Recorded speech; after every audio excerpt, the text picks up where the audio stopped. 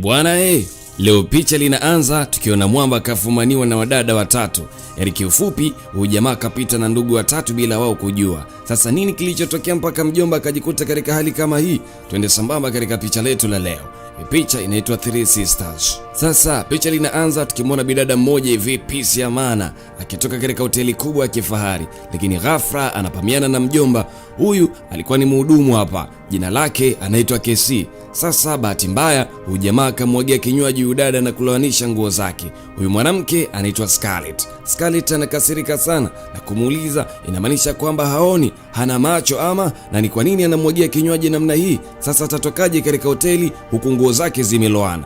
Kesi ilibidi amtulize yule mwanamke na kumwomba samahani, lakini pia akamwambia kuwa atamletea nguo nzuri kwa ajili ya kutoka pale hotelini. Cha muhimu amwambie tu ni size gani anavaa. Basi bwana, yule dada akawa mpole na akamwambia size anayovaa, kisha akakaa chini na kumsubiri Kesi. Jamaa akaondoka na kwenda kumletea nguo. Baada ya muda anarudi akiwa na kinguo fulani vicheusi. Scarlett akakipokea na baada ya kukivaa kilimpendeza kuliko hata ile nguo ya kwanza alikuwa amevaa. Hili jambo lilimshangaza sana Scarlett na ikabidi ampongeze jamaa kwani ameleta nguo kali sana. Hata hivyo akataka ufahamiane zaidi, hivyo stori zikapigwa pale. Baada ya stori mbili tatu mwamba akasepa. Hiyo siku bwana ilipita. Sasa tunaelekea mtaani. Hapa kulikuwepo na binti moja hivi ambaye gari lake linaonekana kuwa bovu na alikuwa kachanganyikiwa kabisa, kwani alikuwa na haraka na kila anapojaribu kumpigia simu fundi wake hakumpata kwani fundi alikuwa busy. Lakini kama bahati bwana, wakati Kesi anapita katika eneo hilo ndipo alipomwona yule dada akihangaika kumtafuta fundi. Mwamba akaamua kusogea na kwenda kumsaidia. Huyu dada anaitwa Violet. Basi Kesi akamwambia bidada, nafikiri betili itakuwa bovu hili. Jamaa akaanza kurekebisha na alivyomaliza akamwambia Violet ajaribu kuwasha gari. Violet alivyojaribu kweli bwana, gari liliwaka. Alifurahi sana, kisha mdada akauliza, wewe sio fundi na unatembea kwa miguu wala huna gari, umejuaje ubovu wa gari langu? Jamaa akacheka sana, kisha akamwambia ni story ndefu aise. Anyway, bidada akamwomba namba ya simu ili baadaye wabonge zaidi. Jamaa hana hiana, akakubali na kumpatia namba ya simu. Baada ya kurudi nyumbani, Violet moja kwa moja akaenda mpaka kwa dadake mkubwa. Kumbe dadake bwana ndo yule Scarlett. Akampatia taarifa dadake kuwa kakutana na bonge la handsome tall fulani hivi. Sasa huyu mwanaume ambaye Violet anamzungumzia ndo yule mwanaume ambaye alionana na Scarlett kule hotelini. My God. Basi bwana, Vai akamwagia misifa mjomba kwamba ni handsome, mkarimu, yani ni perfect gentleman. Kiufupi kakamilika kila idara yani. Dara kusikia hivyo naye pia akamwambia mdogo wake kuwa hata yeye pia kakutana na mwanaume mmoja hivi huko hotelini, ni mzuri, mkarimu na anahisi kumpenda sana, kwani alimshangaza hata alivyojua size ya nguo yake. Sasa kumbe wote wanamzungumzia mwanaume mmoja bila kujua. Kazi ipo. Siku iliyofuata Violet wa Matonya hakutaka kuchelewa kabisa, akamtafuta KC, wakakutana na wakaanza piga story, huku Violet akimwahidi kumtafutia kazi nzuri, lengo tu aweke ukaribu na yule jamaa KC. Walizungumza mambo mengi sana, lakini hata hivyo Violet hakuweza kumweleza KC kwamba ametokea kumpenda sana. Anyway, siku iliyofuata wakakutana tena, lakini leo KC akaamua kumpeleka Violet magetoni ili apajue. Mjomba akajipanga kweli kweli, kakamilika haswa, jamaa na kila kitu ndani kama sio mhudumu vile. Akamkaribisha na kumwambia Violet aseme chochote kile anachotaka na atampatia. Vai akauliza, unamaanisha chochote kile ninachotaka utanipatia? Swali lilimchanganya sana Kesi, kigugumizi kikamjaa. Vai hakuwa na maswali mengi, akamsogelea Kesi, halafu mabusu yakaruka kwa hewa. Akamwambia kwamba akamwelewa sana, yani kiufupi kampenda na anatamani kuwa naye. Halafu wakaelekea chumbani. Nini kilifuata huko mimi sijui bwana. Kesho yake asubuhi Vai akampatia pesa Kesi, kisha akamwambia kwamba kesho wakutane tena kwa ajili ya chakula cha jioni, alafu Vai akaondoka. Niambie kwenye comment, kwa nini wasichana wengi hawawezi mtongoza mwanaume hata kama umempenda, na kwa nini msiwe kama alivyofanya Vai? Nini mnaogopa? Comment yako nitaisoma on next recap. Sasa tuendelee. Kesho yake Scarlett naye akarudi pale hotelini kumtafuta Kesi, lakini leo Kesi hakuwa kazini, na hii ni kwa sababu tayari alishatafutiwa kazi nyingine na Violet. Hivyo Scarlett ilibidi aanze muulizia Kesi pale ofisini na akataka kufahamu ni wapi aliko. Hivyo akaamua kumuuliza mhudumu mmoja alikuwa anafanya kazi pale. Jamaa akamwambia kwamba Casey tayari alishaacha kazi zamani sana. Scarlett akaomba namba ya Casey na akapatiwa, kisha akampigia Casey moja kwa moja na kujitambulisha kwamba yeye ndo yule dada alimwagiwa kinywaji ile siku. Sasa wakati wanafanya mazungumzo, hakujua kama Mwamba yuko pamoja na mdogo wake wakipata chakula cha jioni. Basi bwana Scarlett yeye akaomba kama Casey atapata muda basi waonane, kwani kuna jambo nyeti sana ambalo anataka kumweleza Mwamba. Jamaa sio mgumu kivile, akawa kamkubalia Scarlett. Anyway, Violet akamuuliza Casey, unazungumzana nani? Lakini jamaa akamficha Vi na akamwambia kwamba anaongea na wateja wake tu. Sasa baada ya kuachana na Vi, jamaa akaenda kukutana na dada mkubwa wa kuitwa Scarlett. Scarlett akamwambia kuwa ile siku pale hotelini jambo alilofanya liliukonga moyo wake na akashindwa kabisa kukontrol hisia zake, na akamwambia Casey kuwa anampenda na kama itafaa basi wawe wapenzi. Casey ni nani mpaka akatae? Wakati kuku tayari kashelekea kibla, Mwamba kuchelewa kabisa akamchukua bidada moja kwa moja wakaelekea magetoni. Huko walizungumza mambo mengi sana. Wakiwa kitandani, Karen akamuuliza Casey ni lini itakuwa birthday yake. Casey akasema kwamba itakuwa ni tarehe 13 ya mwezi huu, kisha bidada akamwahidi zawadi. Tukirudi nyumbani kwa Scarlett pamoja na Violet, leo bwana walipokea mgeni. Kumbe walikuwa na mdogo wao wa mwisho, kwa wao wako watatu katika familia yao na huyu ndo last born wao. Yeye aliitwa Duna. Sasa amerudi kutoka masomoni. Hivyo leo ilikuwa ni shangwe tu hapo nyumbani na kukumbushana mambo ya utotoni aise. Hilo likapita. Hatimaye sasa siku ya kuzaliwa Casey ilifika. Mjomba akapatia zawadi ya gari kutoka kwa Scarlett. Jamaa ana bahati huyu. Mwamba hakuamini kabisa kama kapatiwa zawadi ya gari. Alimshukuru sana Scarlett na kumkumbatia. Sijui karoga wapi na sisi tukaroge, kama kumbusu nyoka na sisi tumbusu tu, maana hakuna namna ishe. Wakati haya yanaendelea, Vi alikuwa akipiga simu kila wakati kwa Casey ili naye aende washerekee birthday pamoja, bila kujua kuwa Casey yuko na Scarlett na tayari alishapatiwa zawadi ya gari. Simu hazitoki wala jamaa apokei. Vi akachanganyikiwa akijiuliza ni kwa nini Casey ashiki simu. Duna akamwambia Violet kwamba kama anamkosa Casey katika simu, kwa nini asiende magetoni kwake kwa sababu anapajua. Hilo wazo Vi akaona linafaa. Basi bwana Vi akafunga safari hadi magetoni, lakini wakati anafika tu magetoni kwa Casey hakuamini alichokiona. Alimkuta Scarlett akiwa juu ya kocha kilavidavika na Casey. Mungu wangu, Casey nini hiki? Vi alishindwa vumilia na kuondoka kwa hasira. Mwamba alichanganyikiwa sielewe nini afanye. Hapo ugomvi ukaanza, kila mmoja akisema kuwa Casey ni boyfriend wake. Vi akamwambia Scarlett kuwa yule mwanaume aliyokuwa akimsemea ndo Casey. Scarlett naye akasema vivyo hivyo.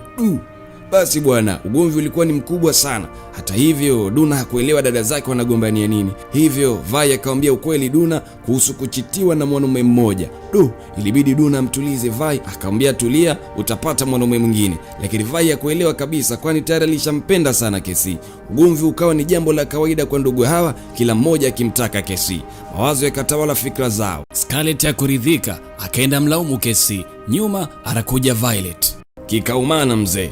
Baadaye Scarlett akaamua kuondoka kwa hasira. Casey akajaribu jitetea kwa Violet kwamba hajafanya lolote lile na Scarlett, bali kapokea zawadi tu ya gari. Hata hivyo Vi hakumuelewa kabisa yani.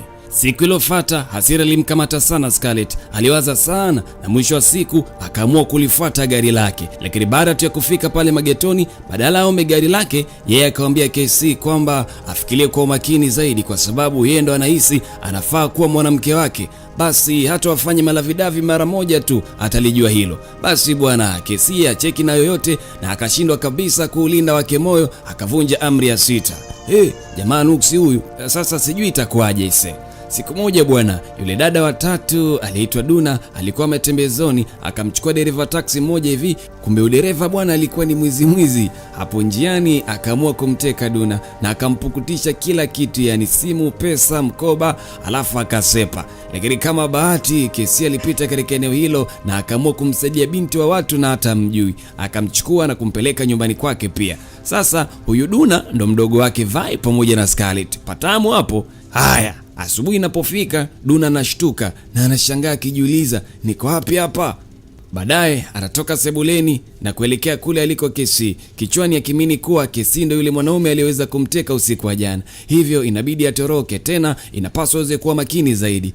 lakini Kesi akamuona bwana na akamwambia kwamba yeye ndiye aliyeweza kumsaidia usiku wa jana, kwa hiyo atulie tu kwani yuko sehemu salama. Duna akatuliza wenge na akamshukuru sana, alafu Kesi akamwambia kwamba atampeleka mpaka nyumbani kwake kwa asiwe na wasiwasi wala nini. Basi mjomba ilibidi aweze kujiandaa na haraka zaidi akaamua kumpeleka Duna mpaka nyumbani anakoishi.